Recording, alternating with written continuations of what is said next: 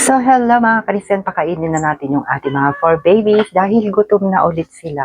By the way mga Karisen, ito yung binigay ng ating mga nag-sponsor sa kanilang mga pagkain. So mayroon pang 4 na kilo.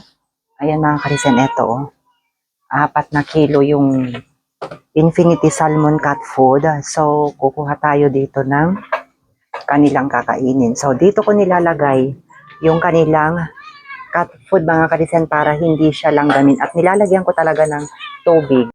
At dahil gutom na nga sila mga Karisen, sige na, lagyan na natin sila ng pagkain. Ayan, lagyan na natin yung kanilang mga plato ng cat food. Ayan.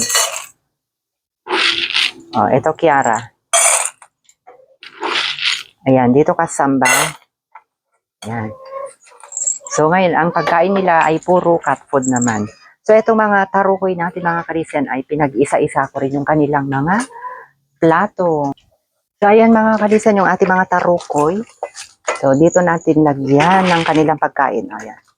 Ayan, mayroon dito sa taas, dito sa baba. Mayroon din sa kabila mga Karisen.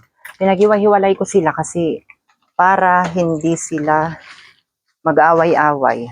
Pero hindi naman sila nag-aaway. Nag-aagawan lang kasi sila sa kanilang mga kinakain. Itong si Max, kung saan-saan napupunta. Dito ka na Tignan nyo. Dito ka Max Halika rito Max. Dito. Dito sa taas. Dito ka sa taas. Dito Diyan ka na Luna ha. Nakikipag-agawan si Max. Yan. Si Mama Cat Orange, si Max, si Luna at saka si Simba doon sa kabila. Itong mga Felicitas kasi mga Kalisen ay hindi sila nag-aagawan. So, ganyan lang yung mga Felicitas natin. Maano sila, maayos silang kumain. So, yan lamang mga Kalisen, yung ating mga Felicitas at Team Tarukoy. Hope to see you again on my next vlog. Bye!